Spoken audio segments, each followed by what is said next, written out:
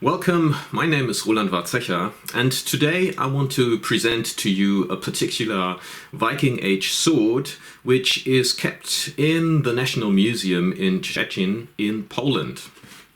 Earlier this year, archaeologist Ingo Petri and myself had the opportunity to examine this sword, thanks to the kind support by the museum staff. I'm also very grateful that the museum's direction granted me the permission to share all my footage with you. The sword, which is a Patterson Type Z, or more precisely, according to the refined typology presented by Fedir Androshchuk in his book Viking Swords, which was published in 2014, it is a Type Z1. The sword has repeatedly been covered in specialist literature. It was found in the late 19th century in Żydowo in Poland, and it was found at a graveyard. Unfortunately, not all too much is known about the find circumstances. Neither do we know about any adjoining finds that came with that particular sword.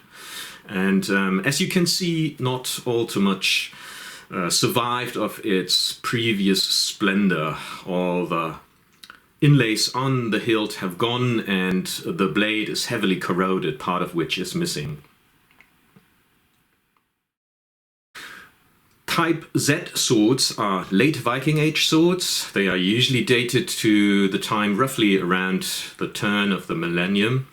There is a Type Z from the historical museum in Stockholm in Sweden, and this particular one sports really interesting ornaments. The inlays are mostly intact, and these are in Mammen style. And Mammen style is usually dated to the late 10th century, and thus we could say that the sword that we are going to look at today probably dates from the late 10th or early 11th century.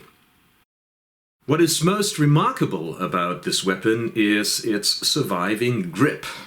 Now, this grip is covered with silver, is actually wound with very fine silver wire, and it appears that there is some organic grip underneath into which ornaments were carved. There's a different ornament on either side, and the wire was then molded into the decoration that was carved into the grip. The grip could consist of either wood, horn, or maybe antler. We don't really know.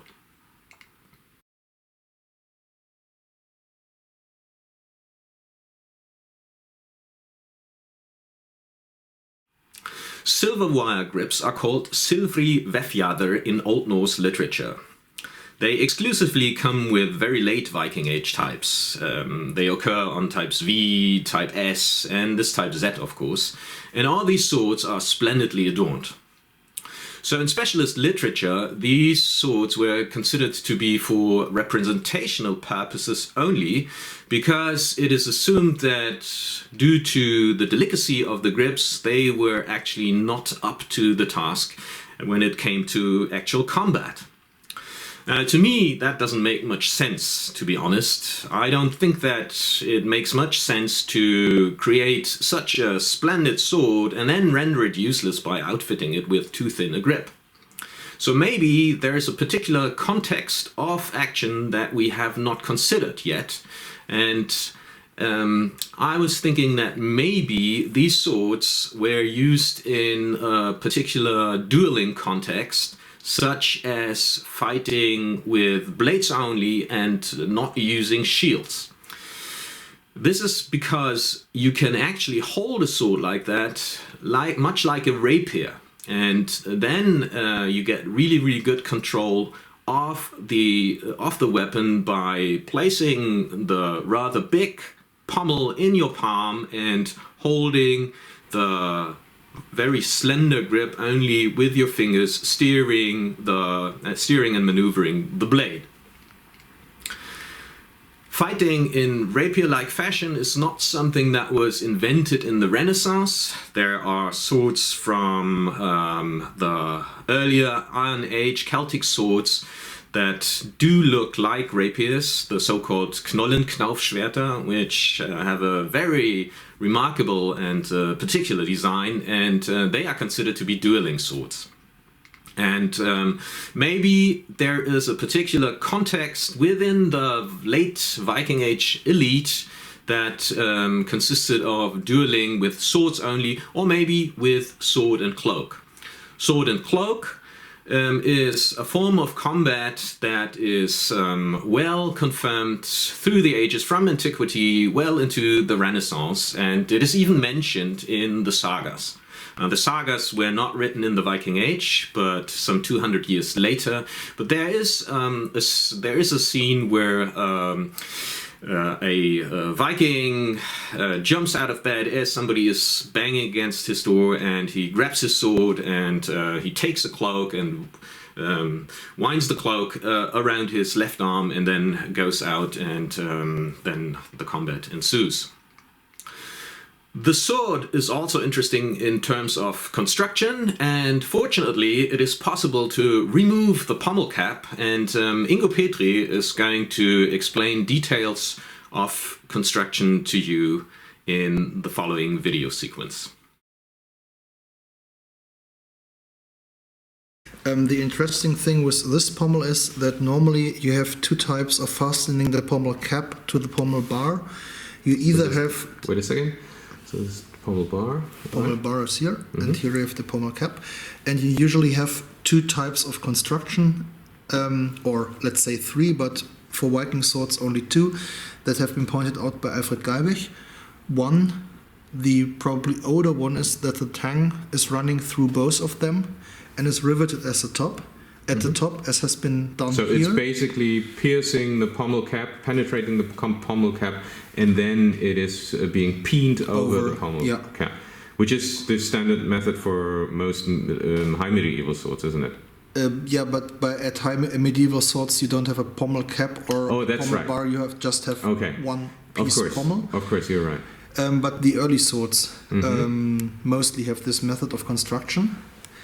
Whereas the latest, seemingly latest swords, they have the method that you either have a U-shaped bar inside, rod inside the pommel cap that is stuck through two holes in the pommel bar and is riveted here, or you have two single rivets that go through the pommel cap and the bar and are riveted down here. Okay, so let me repeat that. So we either have a U-shape or inverted U-shape rod that is... it is mostly soldered into the pommel cap. Yeah, okay, so can you make an inverted U shape just to show? Yeah, something. So we have a rod that forms an inverted U and is soldered inside the pommel cap. And then the ends of this rod are pushed through holes that are drilled into the pommel bar. And then they are peened over the bottom side of the pommel bar. That's correct, yeah? That's correct. Okay. Construction-wise, would you do it in this order, or would you first peen this U-shaped bar and then solder the pommel cap on? Or is that... do we know anything about that, or is that all conjecture? It's all conjecture, but the U-shapes are mostly soldered by soft solder, so by tin or a tin lead alloy, and this is a not very stable construction. So I would assume that you first rivet the U-shape into the pommel bar, and you then solder the pommel cap on top of it. I see. Okay. All right. So. Yeah, and the interesting thing with this sword is that both methods have been applied here. You have two rivets here that seem to be soldered into the pommel bar in this case. The pommel bar is hollow too. Okay, let me just shoot the hollow pommel bar. So this is really interesting. It's something that a lot of people are not aware of, that fittings on swords, not only on Viking swords but also on later swords, oftentimes are hollow. There's this widespread idea that the pommel is supposed to be a counterweight to the blade to give the sword better handling characteristics. We cannot confirm this idea. So Ingo is now going to show how this particular hilt was pieced together. Yeah, most probably you solder these parts in here, and then you rivet the end of the tang over the top of the pommel cap. Okay, so with this particular sword, there the tang terminal was actually peened over the pommel cap too.